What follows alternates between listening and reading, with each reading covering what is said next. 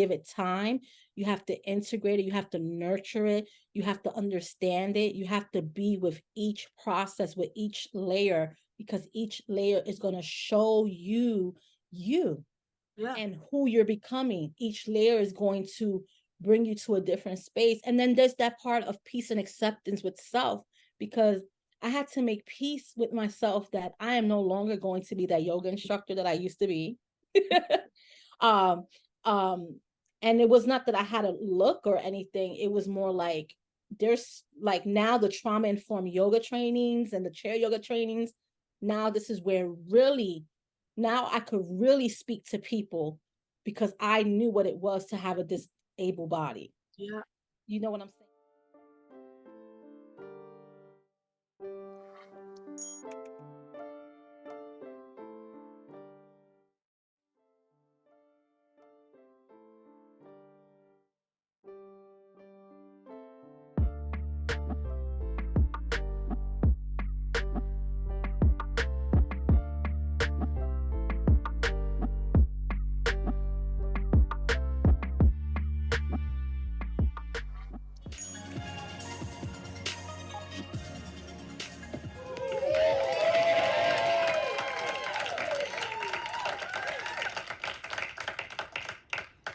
Good afternoon, everyone. My name is Alex.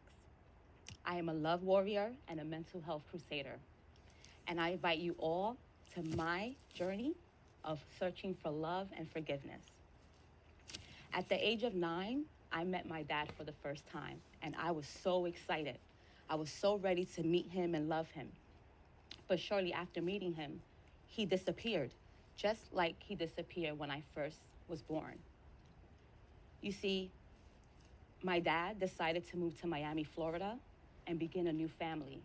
He left myself, my sisters, and my mom behind. I was hurt, I was confused, and I just wanted some answers. I kept asking my mom, "Where's dad? Where's dad?" And she can never give me a solid answer. But I kept searching, I kept reaching out to my dad, and he was just never available. So at the age of 19, I decided to take a trip to Miami and visit him. I was excited, a little nervous, but I knew that I needed to meet him once again. So I get to Miami, and again, he disappeared. He was unavailable. And I felt rejected. I felt disempowered. I felt like I was not enough. And I had questions. I kept searching through my 20s for him, and he was still unavailable. My mom was like, "Just let it go. He doesn't care." But I had hope. I knew deep down in his heart that he loved me. And I knew deep down in my heart, I can forgive him. But there was one thing that was missing. And at that moment, I made a choice. And the choice was to love myself first. How can I love my dad if I don't love myself first? My heart is big enough to love and be loved. So I went on this journey of healing, and after many heartbreaks and mental breakdowns, started seeing therapy, started doing yoga and just doing things that supported my mental well-being. And I fell in love with myself. And at that moment, I forgave myself for all the negative things that I told myself. And I was ready to meet my dad again. I was a grown woman now. So fast forward, at the age of 35, I took a trip to Miami. And this time, I was confident and ready to heal. And my dad was open, ready, and willing. And so now, my dad and I have a fantastic relationship. We forgave each other. He took responsibility for his actions, and I took responsibilities for mine. And so, I want to invite you all to put yourself first, to fill up your vessel. What is it in your heart that you desire that has nothing to do with another person? For me, It's just joy. I invite you to figure out what that is for you. Thank you.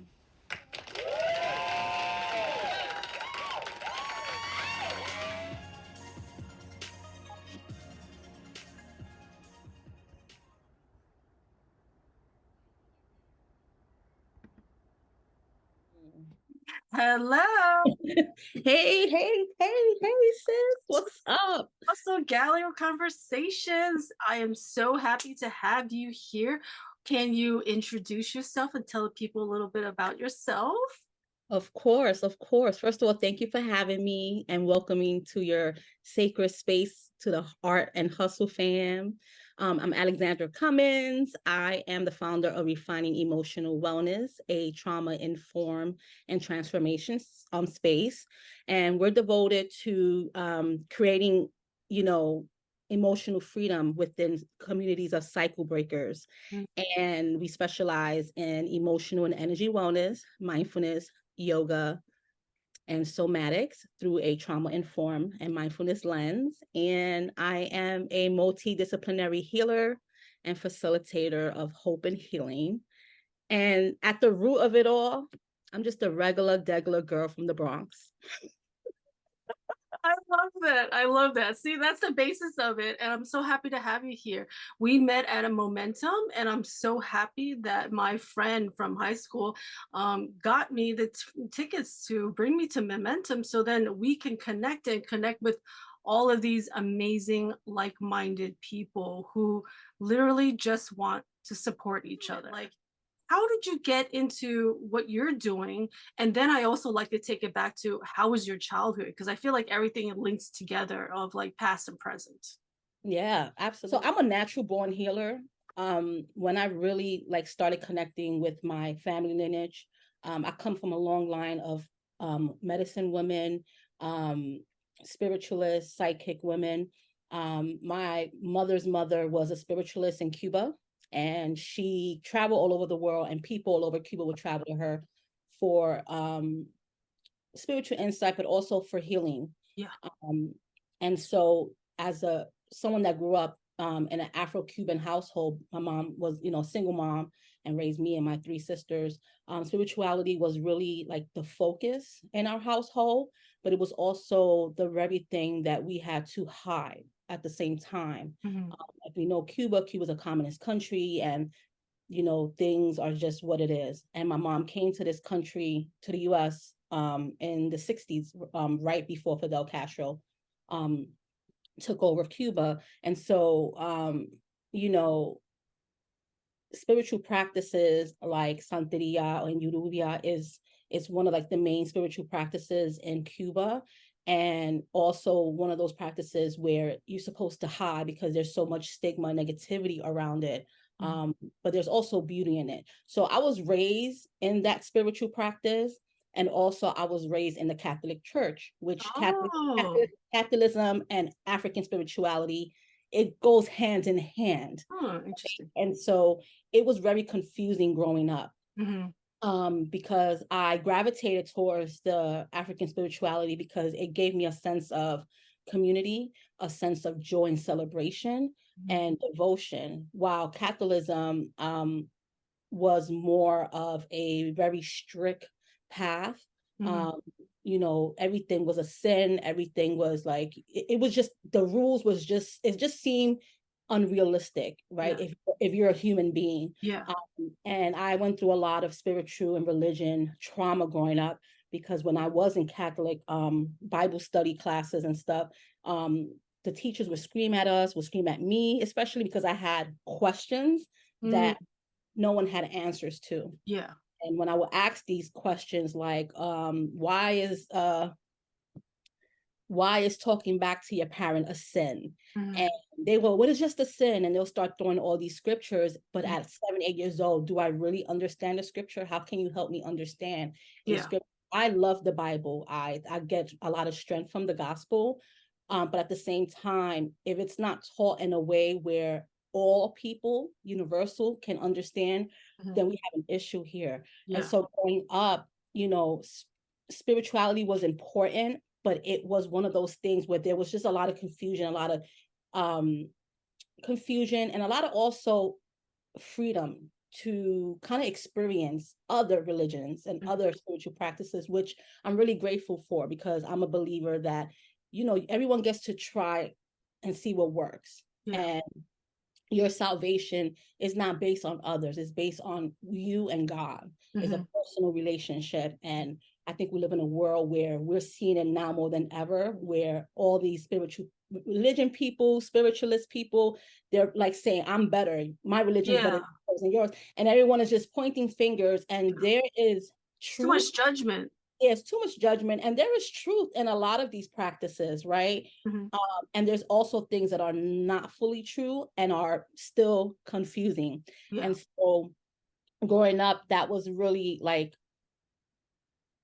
the part of me that was always curious. And I always wanted to make it a point for myself to choose what feels good for me in the season that I am, and knowing that whatever I choose is between God and I. And, my relationship with Jesus is my relationship with Jesus. And if I choose to connect with my African spirituality, I get to do that too. And I think that, we get judged for these things, and we're looked at not Christian enough, or not spiritual enough, or religious enough. And at the end of the day, I don't care what others think. I care about what God thinks of me. And so I remember my mom always said that it's between you and God at the end of the day. Like, we can judge you all we want, but it's between you and God. And that stuck with me at a very young age.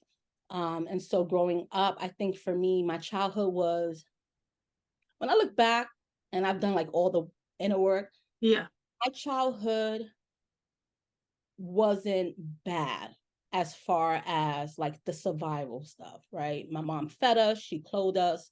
My mom was the protector. She made sure that me and my sisters were good. But as far as like the emotional aspect, the connection, that wasn't available.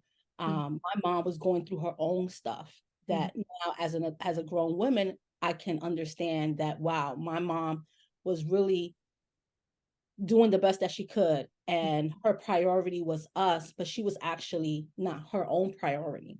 So if you're not putting yourself first, you definitely cannot pour into your family in a way that's harmonious and that is healthy and conscious.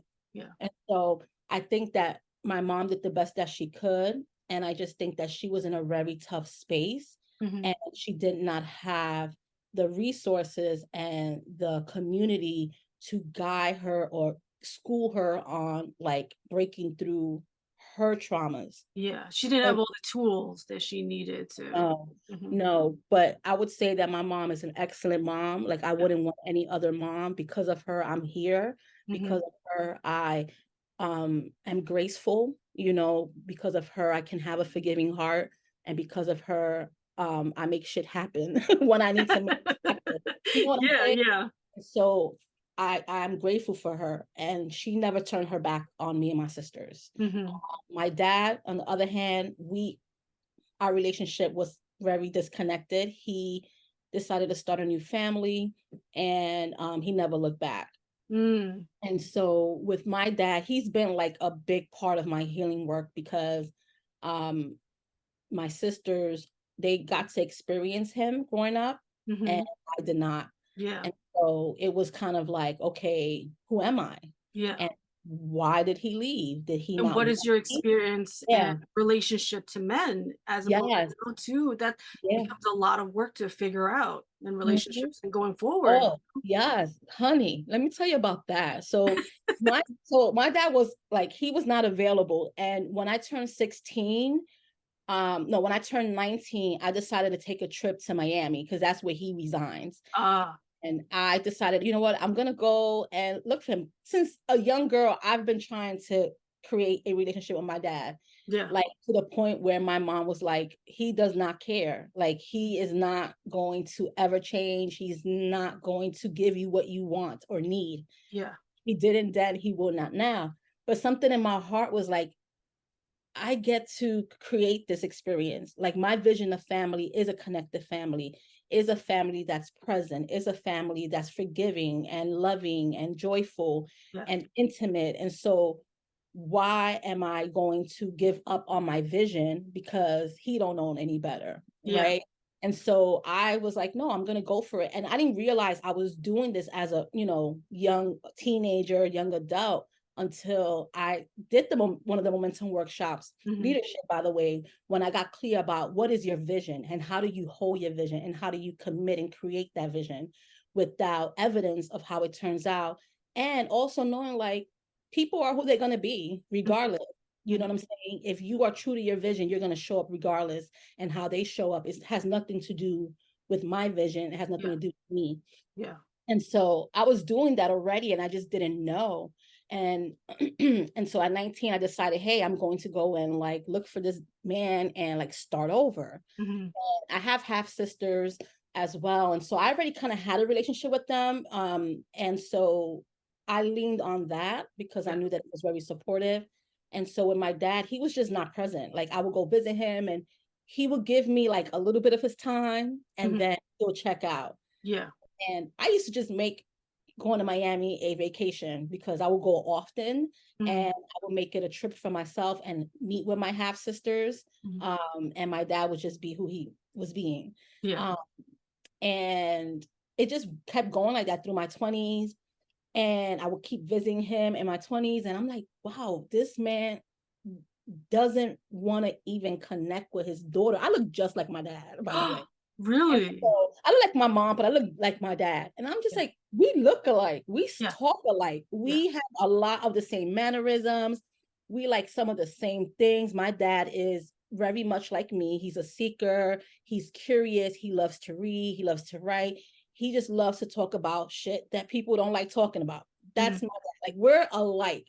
So I'm like, what is this? What's going on? Yeah, like what's the disconnect? Why the hesitation? What's the block? Yeah. And so I realized that, there came a point where I said, okay, I am actually harming myself. I'm over giving. And that has been kind of like a part of my work, right? Is trust, is over giving, without over giving from an empty cup. Yeah. Because I am afraid of being rejected. I'm afraid of being abandoned. Because my dad abandoned me.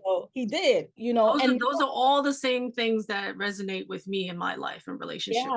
And my dad now gets that, right? Because fast forward in 2015, when I did my leadership program, I had a vision around, traveling to see him and reconnecting and creating this forgiveness and all that. And I went to see him again. And this time I was 35 years old. I was older. I was wiser. I was very clear on who I was becoming. And I did a lot of work in therapy, my own personal, emotional and energy wellness practices to really begin to like break the cycle of what was happening in my family lineage and also being able to experience joy in my body.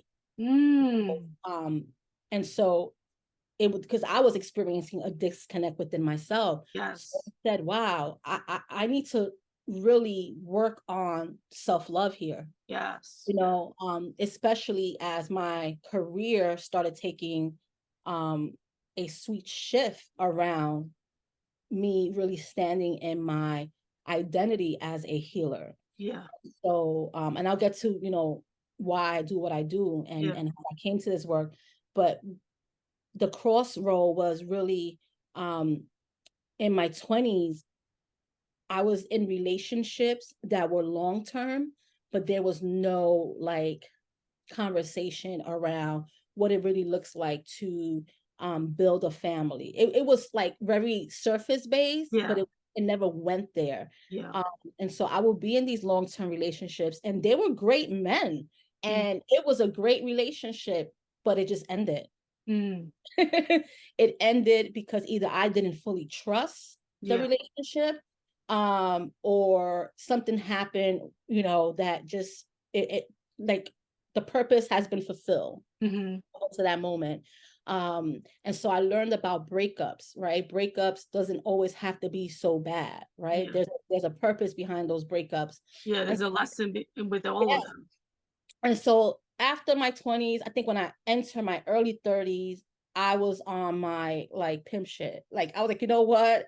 I am going to not like take these men serious. And now I had this bitterness around men. And Yeah, yeah, I showed up as a woman that didn't need a man. I yeah. showed up as a woman that just didn't want to be bothered. But Mhm. I really deep down inside, I wanted Yeah, intimacy with the man. I wanted to grow a family. I wanted those things, but I act like I didn't. yeah. And I said, you know what? I'm going to do what I want, when Mhm. I want it, how I want it, and I'm not going to worry about all this. Yeah. So I was in this cycle of dating men, and it was just terrible. It was like, Mhm. I don't want to say dating is trash because it is not. If it's trash, if you say it's trash, Mhm. but it was trash during that time because I was trash. Well, you were attracting the I was, similar energy, right? yeah, 'Cause you yeah, needed to protect yourself and you were being selfish to like, you know what? I don't care about anything else. I'm just gonna take care of myself. So you were attracting the same type of man who feels the same way, right? yeah. I Mhm. was attracting on emotionally Emotionally unavailable, unavailable men. Yeah. right? Men that were awesome, men that fell in love with me, gave me what I wanted. Like they really held me at a very high stature, Mhm. but emotionally they were not ready to fully invest. They weren't ready to be seen. Yeah. They weren't ready to like go to that next level. And I used to be like, oh, these men, they're just using me. This is why I'm doing what I want to do. Mhm. But when I got clear in my going towards my late 30s, I'm 42 years old. I'll be 43 next month. So um so when I got clear, I'm like, wait a minute, it's not these men. I'm emotionally unavailable Yeah. because I'm not willing to be vulnerable. I'm not willing to be seen because I am afraid to get hurt. I'm afraid to Yeah. get rejected and Mhm. abandoned because my dad did that. Yep. So I'm going to have this like beautiful rendezvous, have this amazing experience, and then when it gets to that point where I have to put my mask out and Mhm. let my guard down, I am totally, totally going to fall back. Yeah. So when I would do that, they would do that, right? Yeah. Yeah. So women, we have the power. Yeah. Like we've been raised to believe that we have to be like weak and vulnerable and submissive, and not it's nothing wrong with being submissive. It's nothing wrong with you know, tapping into vulnerability as a superpower. um but I think that as a woman, it's okay to be outspoken. It's okay to articulate your needs and your standards, Mhm. right? Because when you do that, you know, in your relationships, people have a choice, right? You give them like the standards, and now they get to choose in or out, Yeah.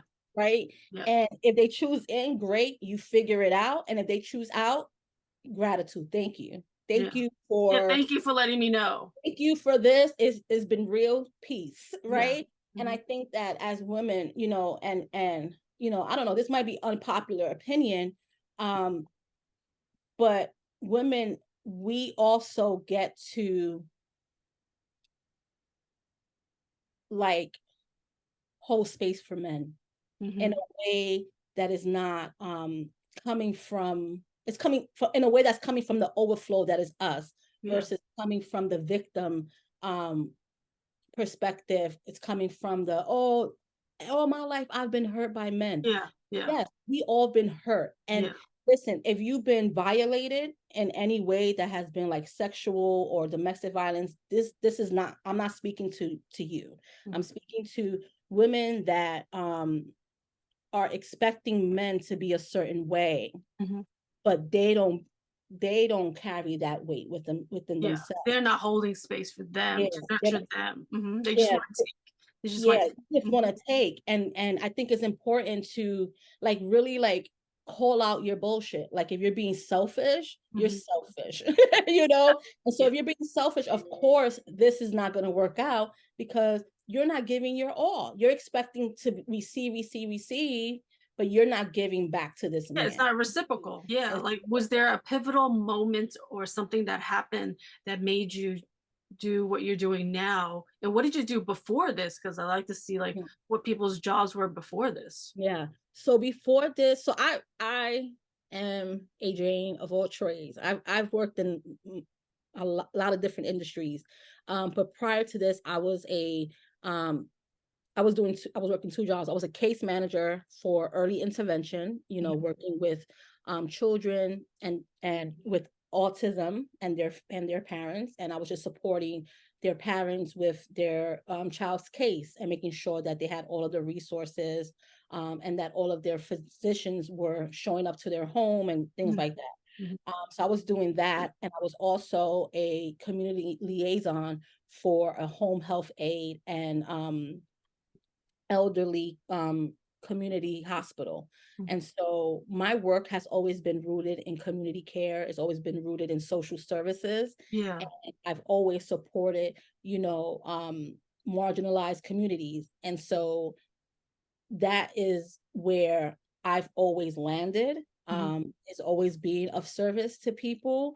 And, I've thrived in those areas. I've, gotten promotions and things like that, but it wasn't really fulfilling. Like Mhm. I knew that this was not going to be what I will be doing for the rest of my life. A life where it was very slow and Mhm. then it will pick up, right? I wanted to be in control of how I felt emotionally because I had a history of depression and anxiety, Mhm. and that was also impacting my work performance because I wasn't emotionally regulated.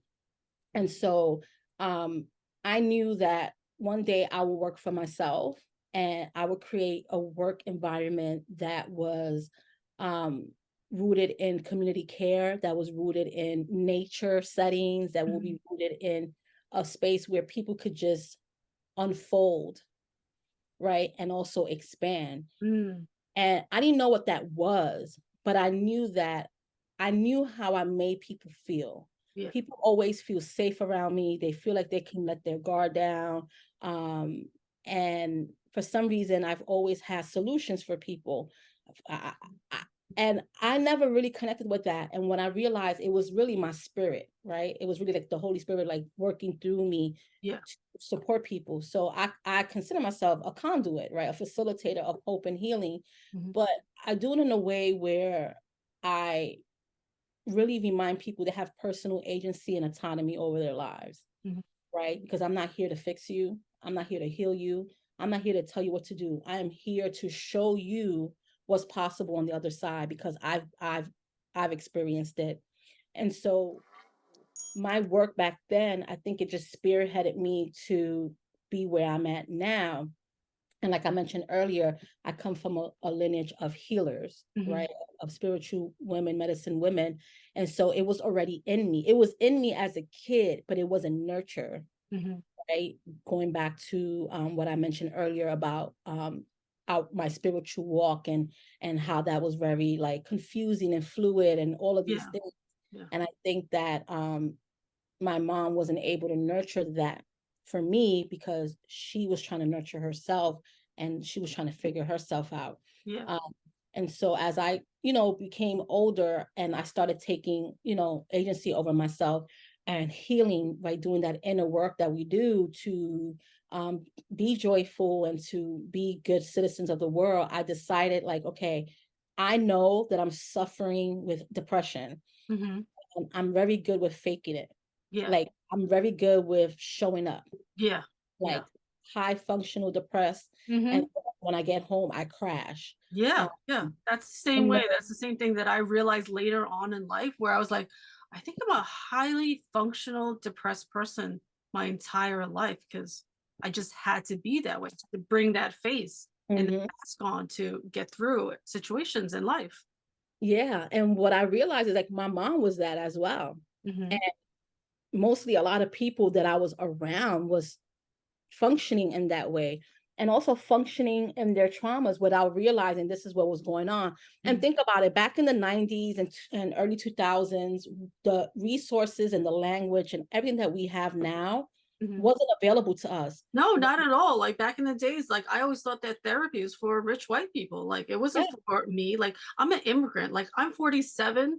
Like we didn't do therapy. There was no such thing as that, you know? Like now it's acceptable. Now everyone's doing therapy and everyone's talking about it. But back then, no, it wasn't part of the landscape.